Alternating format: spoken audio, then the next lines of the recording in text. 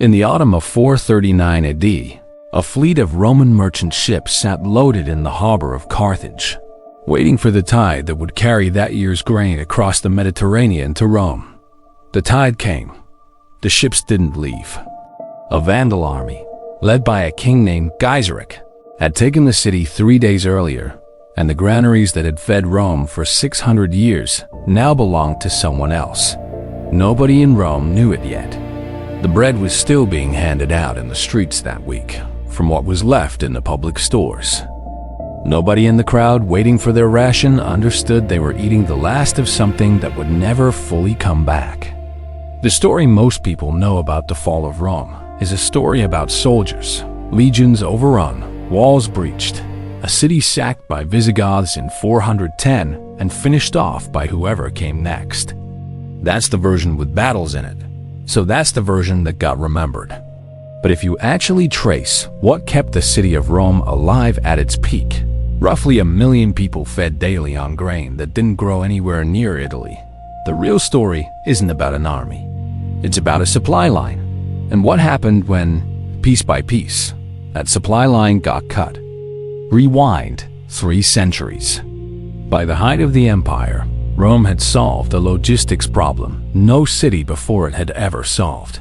How do you feed 1 million people who don't farm? The answer was the Annona, the state grain dole, and it depended almost entirely on 2 places, Egypt and North Africa, specifically the province of Africa Proconsularis, roughly modern Tunisia. Egypt's harvest fed Constantinople once the empire split administratively. Africa fed Rome. Between them, these 2 regions were responsible for the single largest managed food transport operation in the ancient world, an annual fleet of grain ships crossing open water on a fixed seasonal schedule that the entire population of the capital depended on for survival. This wasn't trade in the ordinary sense. It was infrastructure as essential and as invisible as a power grid, and just as dangerous to lose. Here's the first thing worth sitting with. North Africa wasn't just a food source for Rome.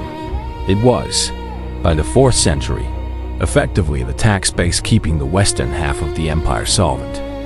Grain wasn't sold to Rome so much as collected as tax in kind, meaning the wealth of the Western Empire and the food supply of its capital were the same system wearing 2 names. Whoever controlled Carthage controlled Rome's stomach and Rome's treasury in a single move. Now watch how carefully that single point of failure got exposed, 1 bad decade at a time. In 429 AD, a Vandal king named Geiseric led his people, somewhere between 60,000 and 80,000 men, women, and children by ancient estimates, across the Strait of Gibraltar from Spain into Roman North Africa. This wasn't a raiding party.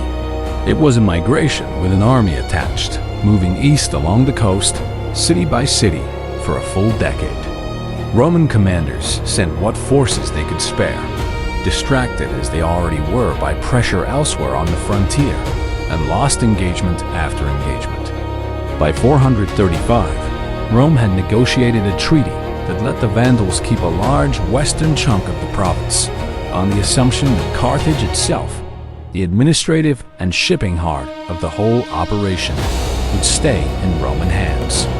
That assumption held for 4 years. Then it didn't. This is the part that almost never makes it into the popular version of the story, and it's the part that actually explains everything that came after. Rome didn't lose North Africa in a single climactic battle. It lost it through a decade of underfunded responses, broken treaties, and a capital that kept treating a slow-motion siege of its own food supply as a manageable regional problem, right up until the city that mattered most was already gone. Once Carthage fell, the mechanism accelerates in a way that's almost clinical to trace. The grain fleets stopped sailing on schedule because the ports that loaded them were now under Vandal administration. The tax revenue that had propped up the Western imperial budget, much of it collected in grain and shipped rather than coined, collapsed along with it.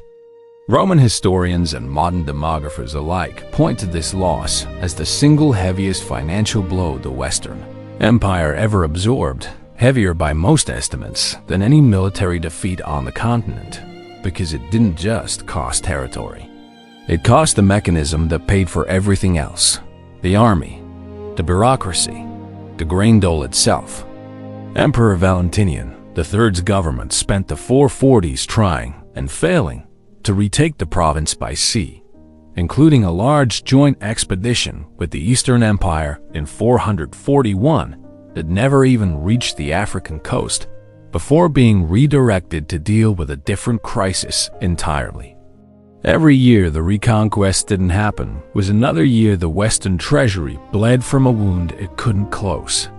Here's where the popular myth gets punctured completely. The common version says Rome fell to barbarian invasion, full stop, an external military failure. The Vandals in North Africa show something else, an economic amputation that happened years before the political end of the Western Empire in 476. And that made everything after it close to inevitable. By the time the last Western emperor, a teenager named Romulus Augustulus, was quietly deposed in 476, the empire he supposedly ruled had already been running without its primary tax base and its primary food source for nearly 40 years. The soldiers who deposed him weren't finishing off a healthy state. They were performing an autopsy on a body that had stopped functioning economically over a generation earlier. The city of Rome itself tells this story in population numbers that are hard to argue with.